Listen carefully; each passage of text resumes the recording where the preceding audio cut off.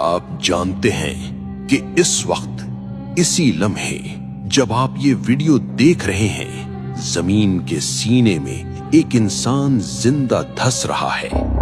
وہ ہر روز زمین میں مزید نیچے جاتا ہے اور قیامت تک وہ اسی طرح دھستا رہے گا۔ یہ کوئی افسانہ نہیں، یہ صحیح بخاری کی مستند حدیث ہے جس میں نبی کریم صلی اللہ علیہ وسلم نے فرمایا وہ قیامت تک زمین میں دھستا ہی چلا جائے گا، یتجلجل فیہا۔ اس کی چیخیں مٹی کی تہوں میں دب چکی ہیں، لیکن اس کا جرم آج بھی زمین کے اوپر موجود ہے۔ یہ کون تھا؟ یہ کوئی بادشاہ نہیں تھا، یہ کوئی جرنیل نہیں تھا، یہ تاریخ کا سب سے بڑا سائنٹسٹ تھا جس نے کائنات کا وہ کوڈ توڑ لیا تھا جسے آج ہم کیمیا کہتے ہیں۔ اس کا نام قارون تھا۔ لیکن قارون ہمیشہ سے ایسا نہیں تھا۔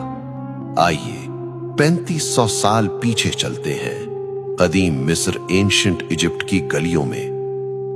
تفسیر ابن کثیر اور دیگر روایات بتاتی ہیں کہ قارون اللہ کے نبی حضرت موسیٰ علیہ السلام کا چچا زاد بھائی تھا۔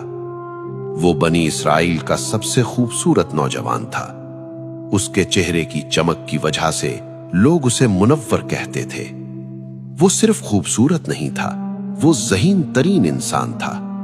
تورات کا علم موسیٰ اور ہارون علیہ السلام کے بعد سب سے زیادہ اسی کے پاس تھا۔ وہ عبادت گزار تھا، وہ عالم تھا، لیکن اس کے اندر ایک سانپ چھپا بیٹھا تھا، تکبر۔ پھر اس کے ہاتھ ایک ایسا راز لگ گیا جس نے اس کی دنیا بدل دی۔ بعض مفسرین جیسے امام قرطبی کہتے ہیں کہ اس نے وہ اسم اعظم سیکھ لیا تھا جس سے دعائیں رد نہیں ہوتی، اور بعض روایات کہتی ہیں کہ اس نے علم کیمیا یعنی الکمی میں کمال حاصل کر لیا تھا۔ اس نے وہ فارمولا دریافت کر لیا تھا جس سے وہ عام دھاتوں، لوہے اور تانبے کو خالص سونے میں بدل سکتا تھا۔ سوچئے، ایک ایسا شخص جو مٹی کو ہاتھ لگائے تو وہ سونا بن جائے۔ اس کے پاس دولت کے انبار لگ گئے۔ اس نے مصر میں ایک ایسا محل بنایا جس کی دیواریں سونے کی اور دروازے چاندی کے تھے۔ اس کی دولت کا اندازہ آپ قرآن کی اس آیت سے لگائیں، وَآتَيْنَاهُ مِنَ الْكُنُوزِ مَا إِنَّ مَفَاتِحَهُ لَتَنُوءُ بِالْعُصْبَةِ، یعنی ہم نے اسے اتنے خزانے دیے تھے کہ ان کی چابیاں ایک طاقتور جماعت سے بمشکل اٹھائی جاتی تھیں۔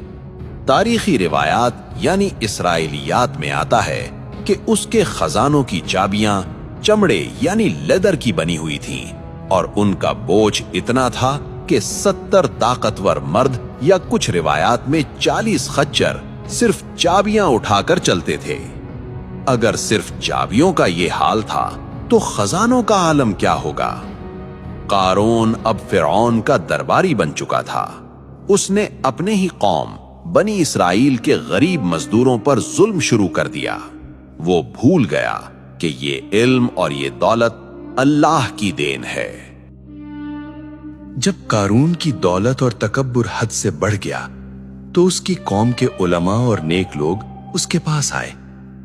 انہوں نے اسے سمجھایا، اے قارون، اتنا مت اترا، اللہ اترانے والوں کو پسند نہیں کرتا۔ انہوں نے اسے یاد دلایا کہ یہ دولت تیری نہیں، یہ اللہ کا امتحان ہے۔ انہوں نے کہا، زمین پر فساد مت پھیلا، جیسے اللہ نے تجھ پر احسان کیا ہے تو بھی لوگوں پر احسان کر۔ لیکن طاقت اور پیسے کا نشہ انسان کو اندھا کر دیتا ہے۔ قارون نے ان کی بات سنی اور ایک ایسا جواب دیا جو آج بھی ہر متکبر انسان کی زبان پر ہوتا ہے۔ اس نے کہا، انما اوتیتہ علی علم عندی، یعنی یہ سب تو مجھے میرے علم اور ہنر کی وجہ سے ملا ہے، اس میں اللہ کا کیا احسان؟ اس نے اپنے علم کو اپنا خدا بنا لیا تھا۔ پھر ایک دن قارون نے اپنی طاقت کا مظاہرہ کرنے کا فیصلہ کیا۔ اس نے حکم دیا کہ اس کے تمام خزانے نکالے جائیں۔ وہ اپنی پوری سج دھج کے ساتھ قوم کے سامنے نکلا۔ مفسرین لکھتے ہیں کہ وہ ایک سفید خچر پر سوار تھا جس پر سونے کی زین رکھی ہوئی تھی۔ اس کے 4000 خادم ریشمی اور ارغوانی لباس پہنے اس کے دائیں بائیں چل رہے تھے۔ ان کے گلوں میں سونے کے طوق تھے اور ہاتھوں میں جواہرات سے جڑی چھڑیاں تھیں۔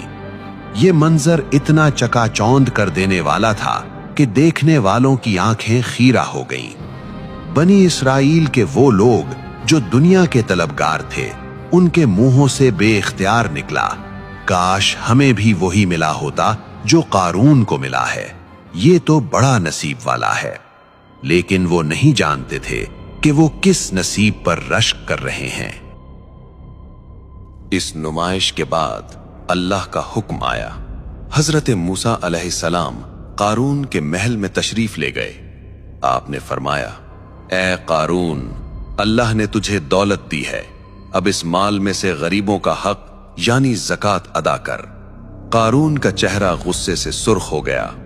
اسے لگا کہ موسیٰ علیہ السلام اس کی دولت چھیننا چاہتے ہیں۔ اس نے حساب لگایا تو زکوٰۃ کی رقم لاکھوں دینار بنتی تھی۔ اس کی کنجوسی آڑے آ گئی۔ اس نے نہ صرف انکار کیا بلکہ ایک ایسی گھٹیا چال چلی جس نے اسے تباہی کے دہانے پر پہنچا دیا۔ اس نے سوچا، اگر میں موسیٰ علیہ السلام کی کردار کشی کر دوں تو لوگ ان کی بات سننا چھوڑ دیں گے اور میرا مال بچ جائے گا۔ یہ اس کی آخری غلطی تھی۔ قارون نے بنی اسرائیل کی ایک بدکار عورت کو بلایا۔ اس نے اس کے سامنے سونے کے سکے اور جواہرات کے تھیلے رکھ دیے اور کہا، یہ سب تیرا ہو جائے گا، بس تجھے کل صبح ہزاروں لوگوں کے مجمع میں موسیٰ علیہ السلام پر بدکاری کا الزام لگانا ہوگا۔ وہ عورت دولت کی چمک دیکھ کر راضی ہو گئی۔ اگلی صبح بنی اسرائیل جمع تھے۔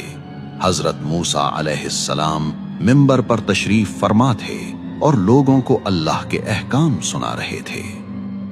اچانک قارون کھڑا ہوا۔ اس نے طنزیہ انداز میں کہا، اے موسیٰ، آپ کہتے ہیں کہ چور کا ہاتھ کاٹا جائے اور زانی کو سنگسار کیا جائے، چاہے وہ کوئی بھی ہو۔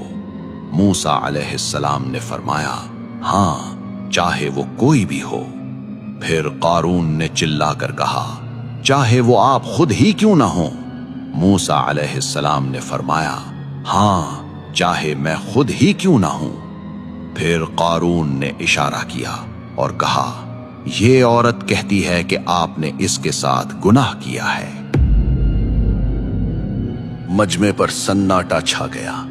موسیٰ علیہ السلام کا چہرہ جلال اور حیا سے سرخ ہو گیا۔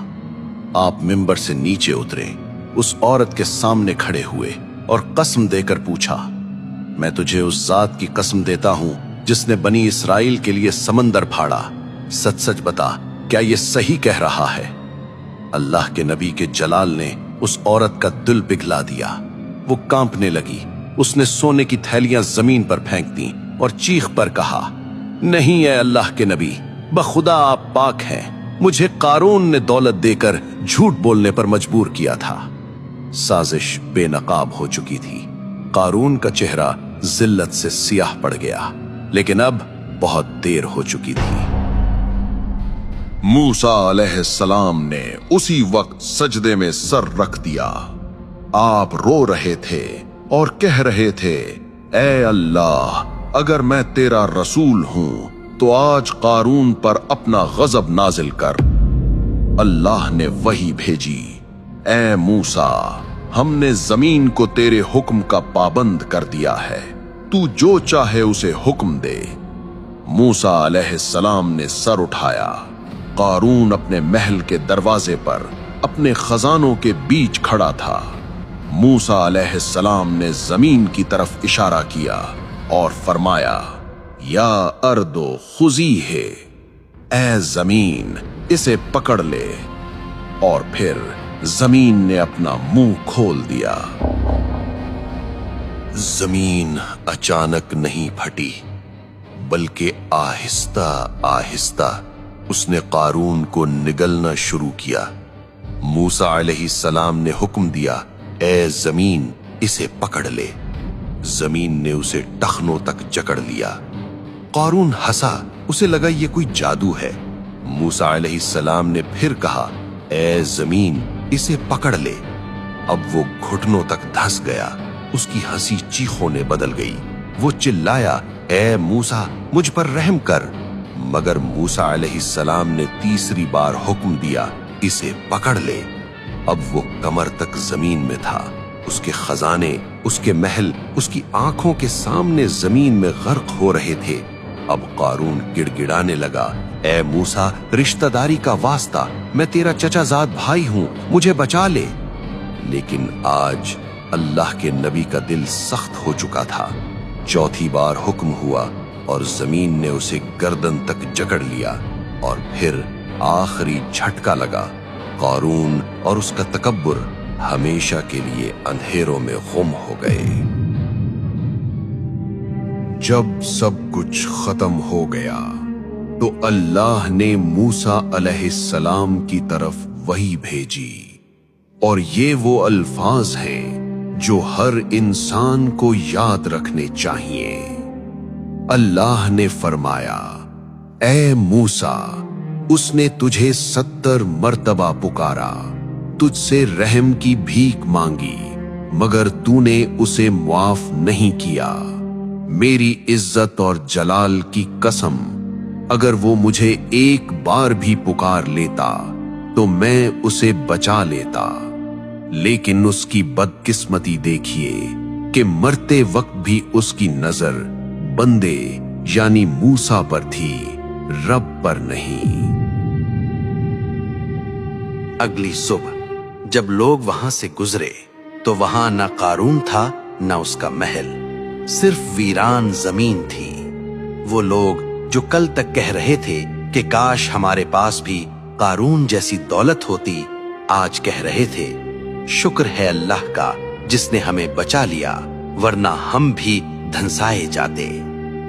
قارون کا قصہ ہمیں سکھاتا ہے کہ علم اور دولت اگر اللہ کے راستے سے ہٹا دیں تو وہ نعمت نہیں عذاب ہیں۔ سائنس ہو یا ٹیکنالوجی، اگر اس میں تکبر آ جائے تو انجام وہی ہوتا ہے جو قارون کا ہوا۔ وہ آج بھی دھنس رہا ہے اور قیامت تک دھنستا رہے گا۔ اگر اس واقعے نے آپ کے دل کو جھنجھوڑا ہے تو کمنٹ میں استغفر اللہ لکھیں۔ لائک، کمنٹ، سبسکرائب اور شیئر کریں۔